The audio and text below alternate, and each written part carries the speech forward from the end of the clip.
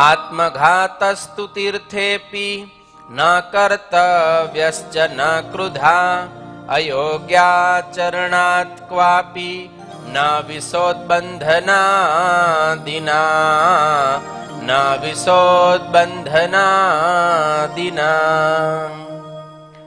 અને આત્મઘાત તો તીર્થને વિશે પણ ન કરવો ને ક્રોધે કરીને ન કરવો, અને ક્યારેક કોઈ અયોગ્ય આચરણ થઈ જાય તે થકી મૂંઝાઈને પણ આત્મઘાત ન કરવો, અને ઝેર ખાઈને તથા ગળે ટૂંપો ખાઈને તથા કૂએ પડીને તથા પર્વત ઉપરથી પડીને ઇત્યાદિ કોઈ રીતે આત્મઘાત ન કરવો. આવી રીતે ભગવાન શ્રી હરિએ સ્વહિંસા એટલે કે પોતાના આત્માની હત્યા કરવી.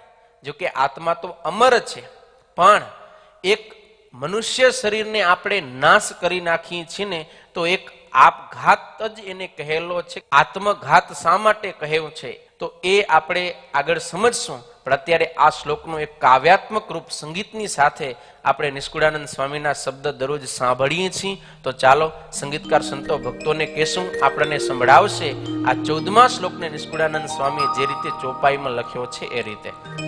તેમાં તીર્થમાં જઈ કોઈ જન રે આત્મઘાત ન કરો કોઈ ધન રે. તેમાં તીર્થમાં જઈ કોઈ જન રે આત્મઘાત ન કરો કોઈ ધન રે. ક્રોધ કરીને તજવો તન રે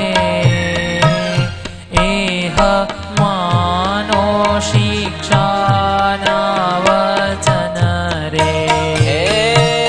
ક્રોધ કરીને તજવું તન રે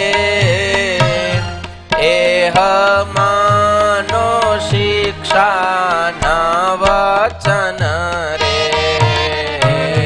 અયુક્ત કર્મ થાય જો કાંઈ રે તોય મરવું નહીં મૂંઝાય રે.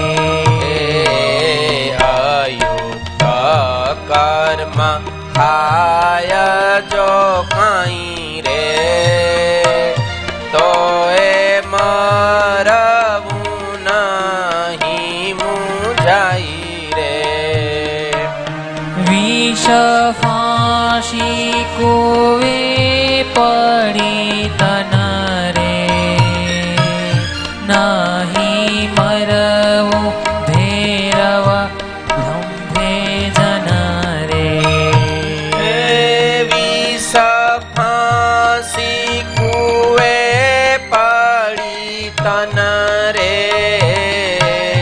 નહીં મારવું ભેરવ જંફે જન રે. નહીં મરવો ભેરવા જંખે જન રે. નહીં મરવું ભૈરવ જંફે જન રે. ભગવાન શ્રી હરિ આપઘાત કરવાની ના પાડે છે. અત્ર ત્રીણી નિષેધ વાક્યાની અવાંતર વાક્ય ચ દ્વે ઇતિ પંચ. આ શ્લોકની અંદર 3 નિષેધ વાક્ય અને 2 અવાંતર વાક્ય છે. કયા કયા?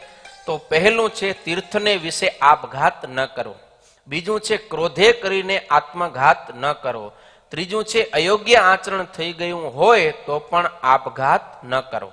3 નિષેધ વાક્ય મૂળ શ્લોકની અંદર. અવાંતર નિષેધની અંદર 2 વાક્ય છે. એમાં પહેલું છે વાનપ્રસ્થને આત્મઘાત ન કરવો, બીજું છે કે કોઈ વૃદ્ધ હોય એને પણ આપઘાત કરવો નહીં.